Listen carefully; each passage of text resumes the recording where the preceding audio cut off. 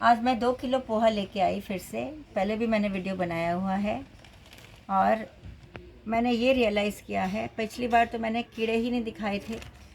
तो आज जब मैंने पोहा छाना तो मैंने ये छलनी में बहुत ज़्यादा क्वांटिटी ले लिया। इतना क्वांटिटी ले लिया और मैंने मस्ती से उसको छान दिया। जब छाना तो देखा कीड़ा फिर से आ गया। मैंने कहा ऐसे कैसे हो गया कि कीड़ा आ गया। ये देखिए ऐसे कीड़े निकलते हैं।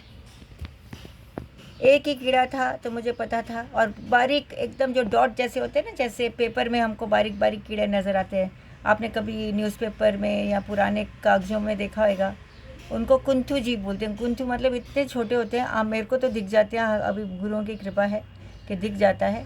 वो अगर आपको हंड्रेड्स ऑफ देम दिखेंगे ना तो मतलब आपका बहुत पुराना पोहा है।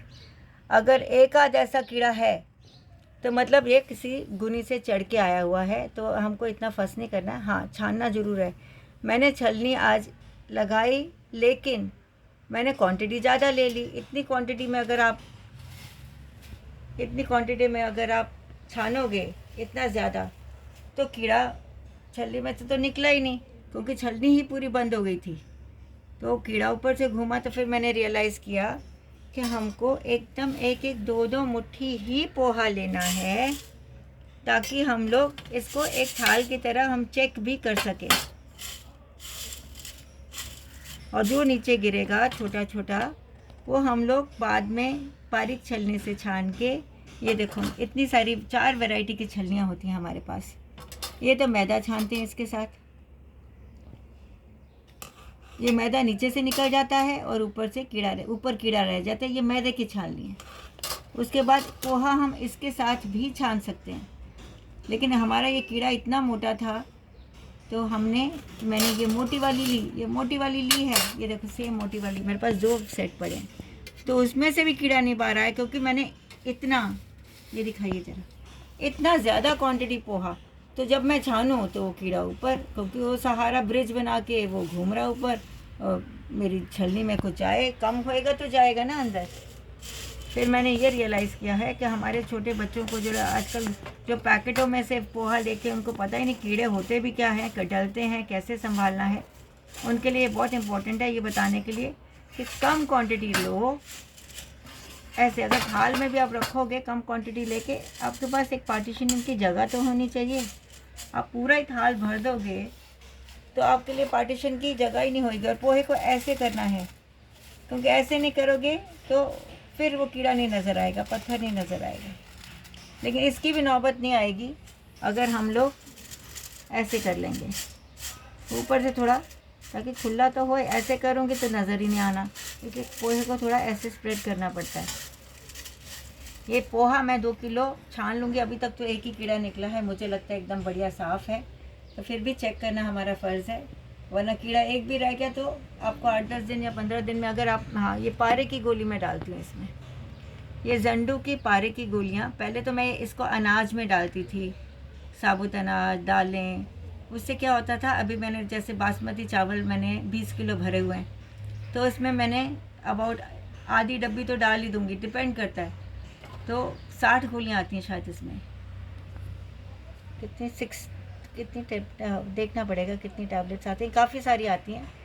तो वो मैं आधी डब्बी तो डाल ही दूँगी। 20 किलो में शायद पूरी भी डाल दूँ, क्योंकि हार्मलेस हैं ये। एक्चुअली 20 साल पहले तो इसमें एडिबल लिखा हुआ था, मतलब आप इसको खा सकते हैं। हमें क्या खा सकते हैं मुझे नहीं आइडिया, लेकिन आजकल इंटरनेट पे सर्च करो तो खाने वाली बात नहीं है।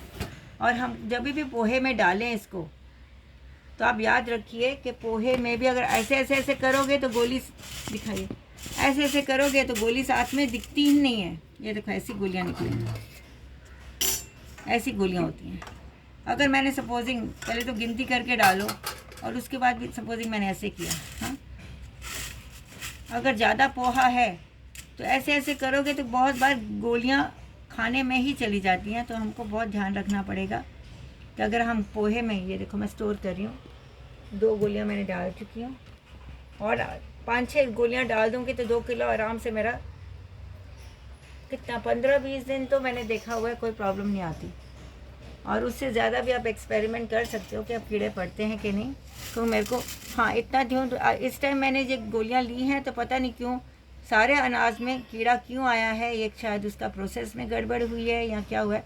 और हमेशा याद रखना है कि छलनियाँ बिल्कुल गिल्ली नहीं होनी चाहिए। ज़रा भी गिल्ला हाथ लगा और आपने अनाज को स्टोर किया तो समझो आपके कीड़े पड़ ही जाएंगे। ये देखो ये गोलियाँ, ये मैं 5-6 साल इसको यूज़ कर सकती हूँ। They are reusable. इनको जब अनाज ख़त्म हो जाएगा then you can reuse them again. तो बस यही बात है, जंडू की हम रख सकते हैं। ये तो है, हाँ ये कीड़ा जो है, हाँ ये जो पोहा मैंने काफ़ी पहले मैंने ये वेस्ट हो रहा था, ये हम चिड़िया को भी डाल सकते हैं, लेकिन इसको हम बारीक छलनी है। ये कौन सी वाली छलनी है, ये वाली, हाँ ये वाली छलनी में डालोगे तो आपका, और भी जो रवे की छलनी होती है ना, उसमें आप पोहा छानोगे तो आपको फाइन रवा मिल जाएगा।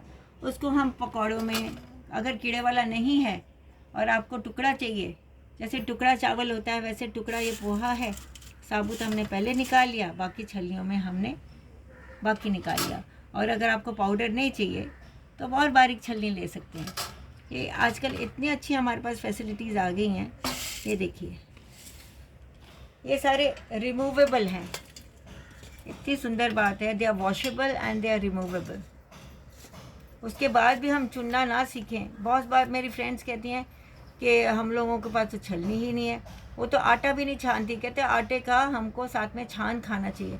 मैंने कहा छान खाना चाहिए, अच्छी बात है, उसको चेक तो करना पड़ेगा। वो 3-3 महीने पुराना आटा खाती हैं तो उसमें लटें पड़ जाती हैं, और लटें पड़ जाती हैं, वो कहती हैं हमको छान के नहीं खाना है, तो पता नहीं कितने लटें उनके पेट में जाती होंगी। हम लोग जैन हैं और मैं खासकर बहुत ध्यान रखती हूँ, एटलीस्ट कोशिश तो पूरी मेरी रहती है कि ये जो जीव निकलते हैं, जैसे ये छोटा सा ये जीव आया है, एक ही आया है, अगर 10-15-20 होते तो ये मैं पता चल जाता कि दुकानदार ने मुझे पुराना पोहा भेजा है। एक ही है तो चढ़ के आया हुआ है। कुंथू जीव मेरे को कहीं पे एक भी कुंथू जीव नहीं नज़र आया, मतलब उसने अच्छा सामान भेजा है।